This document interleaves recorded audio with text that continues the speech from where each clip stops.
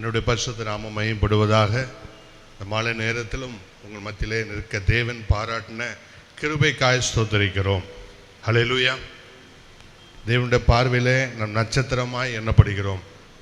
Daniel புஸ்தகம் 3வது அதிகாரம் 12ஆம் அதிகாரம் 3வது வசனம் சொல்கிறது, அநேகரின் நீதிக்குட்படுத்தியவர்கள் சதா காலங்களும் பிரகாசிக்கிற நட்சத்திரங்களைப் போல இருப்பார்கள்.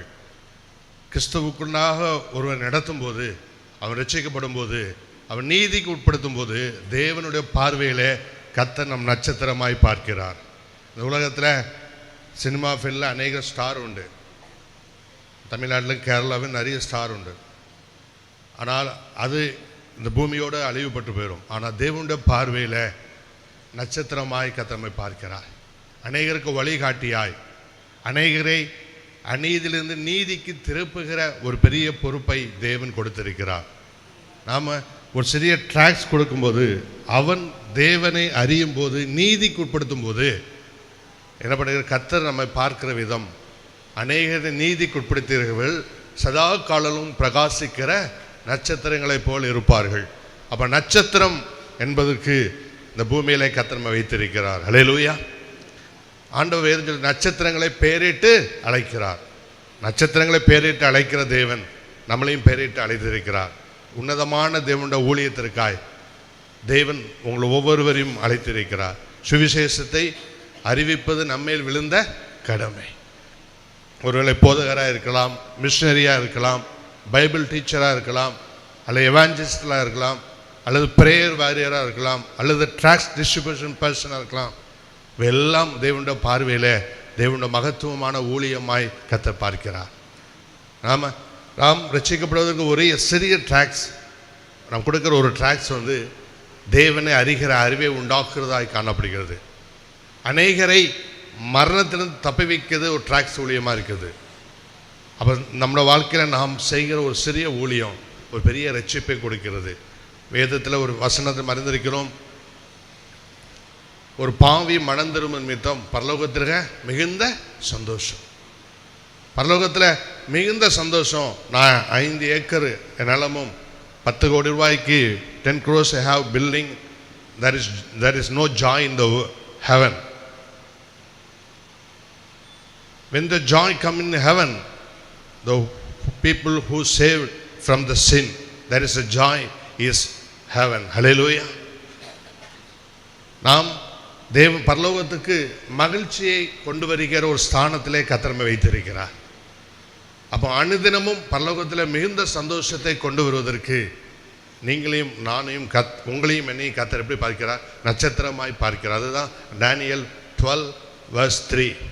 அநேகர் நீதிக்கு உட்படுத்துகிறவர்கள் சதா காலமும் பிரகாசிக்கிற நட்சத்திரங்களைப் போல் இருப்பார்கள். அப்போ நீதிக்கு உட்படுத்துகிற ஒரு பெரிய பொறுப்பை தேவன் நம் கையில் கொடுத்திருக்கிறார். தேவன் அப்படிப்பட்ட தரிசனத்தை பிபிஎஸ்சி அவர் மிஷனில் கொடுத்திருக்கிறார். அந்த பிபிஎஸ்சி மிஷனோடு இணைந்து அவருடைய நாமத்தை பிரஸ்தாபப்படுத்தும் போது தேவன் மகிமையான காரியங்களை செய்கிறார். தமிழ்நாட்டில் மதுரையிலும் கரூரிலும் கர்த்தருடைய திருச்சபையும் எவாஞ்சலிக் மினிஸ்ட்ரியும் பண்ணி கொண்டிருக்கிறோம். கடந்த சில ஆண்டுகளுக்கு முன்பாக அருமையான சாஜு டைரக்டர் அவர்கள் எங்களுக்கு அறிமுகமானார்கள். தொடர்ந்து ட்ராக்ஸ் டெப்போ எங்களுடைய பகுதியில் காணப்படுகிறது. அது நிமித்தம் அநேகர் இயேசுவை அறிகிறதற்கும் இயேசு இரட்சகர் என்று சொல்வதற்கும் காரணமாக இருக்கிற தேவன் பாராட்டின கிருபைக்காய் ஸ்தோத்திரம். கடந்த 2 நாட்கள் இங்கே இருக்கவும் அநேக காரியங்களை பார்க்கவும் பேசவும் கொடுத்த தேவனுக்கு மகிமை உண்டாவதாக. எப்படிய மனைவி ஒரு பாடலை, தான் எழுதிய ஒரு பாடலை பாடி கர்த்தருடைய நாமத்தை மகிமைப்படுத்துவார்.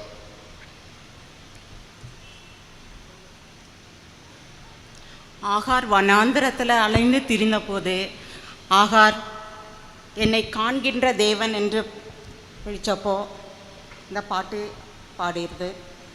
என்னை காண்கின்ற தேவன் நீர், என்னை காக்கின்ற தேவன் நீர், என்னை காண்கின்ற தேவன் நீர், என்னை காக்கின்ற தேவன் நீர். உமக்காக என்னை அழைத்தீரே, பரிசுத்த ஆவி என் மேல் ஊற்றினீரே. உமக்காக என்னை அழைத்தீரே, பரிசுத்த ஆவி என் மேல் ஊற்றினீரே. சித்தம் செய்யவே என்னை அழைத்தீரே, உம் சித்தம் செய்யவே என்னை அழைத்தீரே. என்னை காண்கின்ற தேவன் நீர், என்னை காக்கின்ற தேவன் நீர், என்னை காண்கின்ற தேவன் நீர், என்னை காக்கின்ற தேவன் நீர்.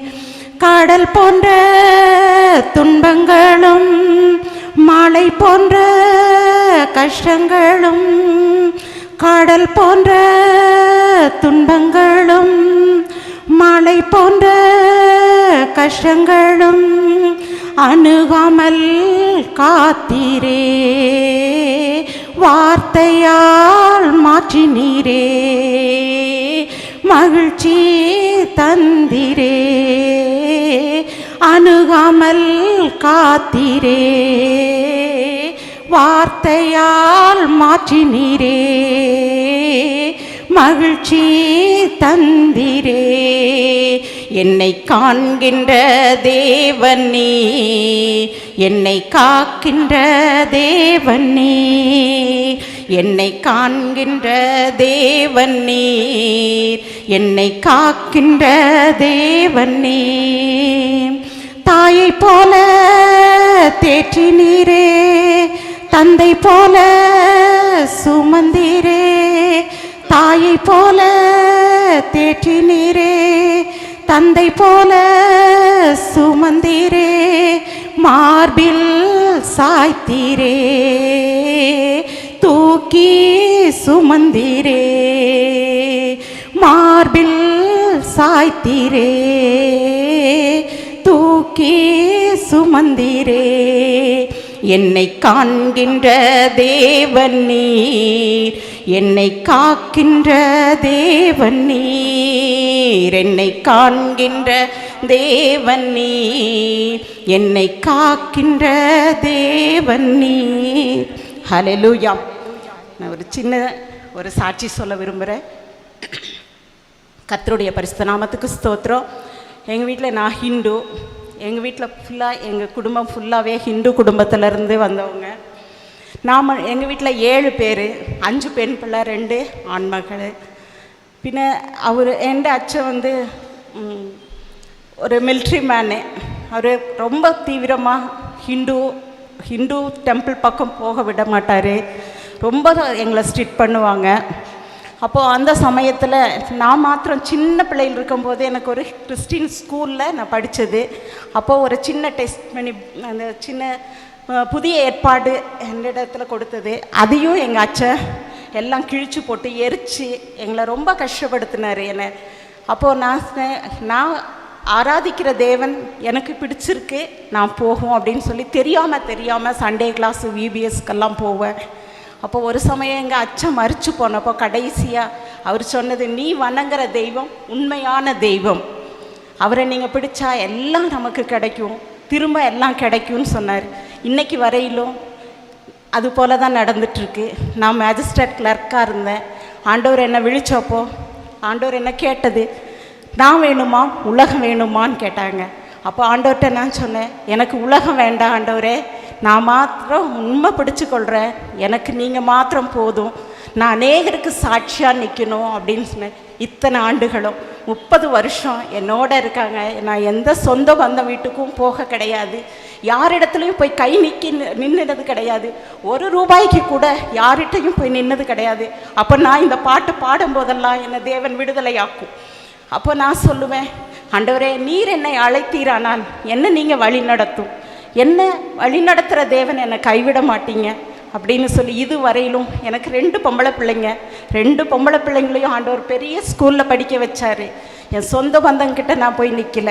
என்னுடைய சாட்சியை அநேகரை விடுதலையாக்கியிருக்கு, அநேகரை ஆண்டவருக்குள்ளாக திசை திருப்பி இருக்கு. ஹல்லேலூயா. இயேசுவின் நாமத்தினால ஆமென்.